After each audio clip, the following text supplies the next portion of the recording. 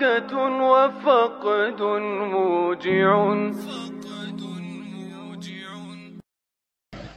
Perhatikan, ini Habib Bahar yang ngomong ya. al ulama amanahur rasul. Fa idza lam hubbud dunya, fa idza lam yuhibbud dunya wa yukhalitu salatin, fa idza yuhibbud dunya fa yukhalitu salatin faqad khana Allah war rasul. Ulama itu adalah amanahnya Rasulullah. Maksudnya amanah apa? Rasulullah memberikan kepercayaan. Kepercayaan apa? Ilmu, amal, dakwah, Islam, iman. Itu amanah yang Rasulullah berikan kepada para ulama sebagai pewaris keilmuan Nabi, penerus perjuangan Nabi, penyambung lidah Nabi. Betul? Jadi ulama itu menerima amanah dari tapi tidak semua ulama. Ulama yang seperti apa? Fa idza lam yuhibbud dunya, ulama yang enggak cinta dunia. Wa yukhalitu salatin, dan ulama yang tidak bergaul dengan penguasa, ulama yang tidak menjadi penjilat-penjilat pejabat. Kalau ulama dekat penguasa ngasih nasihat nggak masalah, nggak termasuk dalam hadis tadi. Paham? Nah, jadi kalau ulama cinta dunia, kalau ulama bergaul dengan penguasa dan jadi penjilat penguasa, maka faqad khana Allah wa Rasul. Dia telah menghina Allah, mengkhianati Allah dan mengkhianati Rasulullah. Saya tanya, apakah ada pengkhianatan yang lebih besar daripada mengkhianati Allah dan mengkhianati Rasulullah? Ada nggak? Nah, berarti kalau Habib Quraisy bawa hadis itu terus ada yang tersinggung, berarti dia itu apa? Termasuk nggak? Termasuk nggak? Termasuk yang cinta dunia nggak? Termasuk yang bergaul dengan penguasa nggak?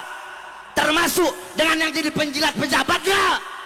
Berarti termasuk, gitu aja. Kalau emang dia nggak merasa, kalau memang nggak merasa, ya udah, jangan laporin, betul? Atau kalau sudah laporin, cabut laporannya, betul? Siapa dia? TGB, Tuan Guru Bajang. Baper banget kau, hah? Betul? Betul? Jadi ulama jangan baper, berarti ngerasa. Cabut tuh laporan. Cabut laporan, betul? Lanjut. Fadol ahlan ya akhi. Lanjutkan. Ana hanya menjelaskan, betul enggak? Betul enggak? Kalau memang tidak merasa sebagai ulama yang mengkhianati Allah dan Rasul, berarti jangan lapor dong. Kalau ngelapor nggak terima, ya berarti dia merasa, betul? Betul. Stabil. Masya Allah, makin malam makin panas ini. Ya, jadi begitulah. Dilanjutkan daripada Isra Mi'raj, sedikit saja yang ingin saya bahas. Jangan lemah kok jadi Isra Mi'raj. Bukan, ini antum dengar. Ini motivasi yang ajib, sawa. Ini motivasi yang ajib. Ya Quraisy, Bahar bin Smith ada sama ente, tapi ada yang lebih besar. Allah selalu bersama ente. Kakek ente Rasulullah tidak akan pernah membiarkan apapun terjadi kepada ente. Allahu Akbar. Lebih-lebih adalah imigran Yaman yang mengatasnamakan dzurriyyah Nabi, tetap kita bongkar sampai kapanpun. Itu yang pertama, ya. Yang kedua, problem bangsa kita ini disadari ataupun tidak, di sini ada grand design. Kenapa kita selalu membongkar dari oknum-oknum yang betul-betul menyalahgunakan sejarah yang ada pada diri-dirinya habaib? Karena yang kita lihat, para habaib ini sudah punya desain kalau kita anggap sebagai pembodohan massal. Nanti kita ungkap. Nah, kalau Muhyiddin dikatakan pembodohan massal, pastinya, wah kamu itu tahu apa tentang Habib? Antum itu nggak tahu. Dia lebih mulia. Dijawab Pak Mujib, saya mah bukan antum. Ingat satu catatan. Ada pembodohan massal yang menjadi problem bangsa kita. yang mengatasnamakan agama, mengatasnamakan kesucian baginda Rasulullah Shallallahu Alaihi Wasallam. Kenapa saya sampaikan? Banyak para habaib yang menghinakan ulama-ulama kita, apalagi para kiai kita yang dekat dengan pemerintah, disebut orang-orang yang khianat kepada baginda Rasul. Sementara dari para habaib yang dekat dengan pemerintah tidak pernah mereka bahas. Satu, itu sudah gejala pembodohan massal. Masa kita dituntut untuk husnudzon kepada para habaib, sementara kepada para kiai harus suudzon?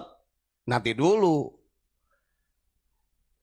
Saya kemarin sampaikan, kalau pembodohan massal ini sudah melekat kepada anak bangsa, dua yang akan menjadi kerusakannya. Satu, mentalitas yang rusak. Yang kedua, akidah. Ada kiai yang dekat dengan pemerintah, disebut kiai dunia. Ada ulama kita yang dekat dengan pemerintah, disebut ulama yang khianat kepada Rasulullah. Sementara para habaib yang dekat dengan pemerintah tidak pernah mereka bahas. Ini namanya kemunafikan.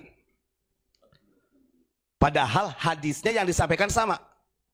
Bahar bin Smith itu sering menyampaikan hadis ini. Rizik Syihab juga sama. Taufik juga sama. Ini Habib semua. Kalau saya katakan mereka ini menjilat ludah sendiri. Andalannya begini. Dalam hadis Nabi yang diriwayatkan oleh Imam Anas bin Malik begini. Al-ulama umana'ur rusul. Walaupun si Bahar salah bacanya. Bukan al-ulama umana'ur rasul.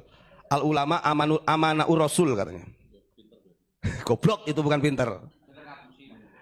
Bukan amanah, umana, saya benerin ya. Itu yang di kajian di Tajul Alawin kemarin. Saya tadi nonton. Oh begini ternyata. Itu ada doktrin besar-besaran. Hanya gara-gara kejadian Tuan Guru Bajang itu loh Gus. Itu dikata-katain ulama kita. Padahal para habaib itu loh.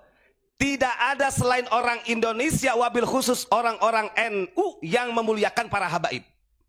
Maksudnya yang berlebihan. Gak ada. Wong di Mekah itu yang kita nggak bisa bedain tuh mana Habib sama yang bukan, sama-sama biasa aja. Hanya di Indonesia harusnya bersyukur mereka dengan warga Nahdliyin, warga masyarakat bangsa Indonesia. Ulama kita dikata-katain penjilat mah dan lain sebagainya. Harusnya sadarlah sebelum Anda ngomong tentang ulama kita tuh habaib yang merongrong pemerintah kamu lurusin. Kalau memang adil. Ini kan enggak doktrin. Menjadi doktrin. Kemarin menyampaikan begini, Bahar bin Smith, al-ulama umana'ur rusul, tapi bacanya al-ulama amana'ur rusul. Saya katakan salah. Kenapa? Karena di sini umana, jamak taksir ya. Para ulama itu adalah orang-orang yang memegang amanah Rasul. Ala ibadillahi ma lam yukhalitus sultan. Yang memegang amanah Rasul untuk mengurus seluruh umat selagi dia tidak berpolitik, selagi dia tidak masuk ke ranah pemerintah. Ingat, di dalam syarah hadis ini bukan larangan ulama dengan pemerintah, tapi malam yukhalitus sultan fizzulmi ay fizzulmi, harusnya dijelasin tuh si Bahar itu. Jangan sampai ada dalam mindset masyarakat kita, wah ada ulama kita nih dekat dengan presiden, akhirnya disebut penjilat. Nanti begitu mindsetnya.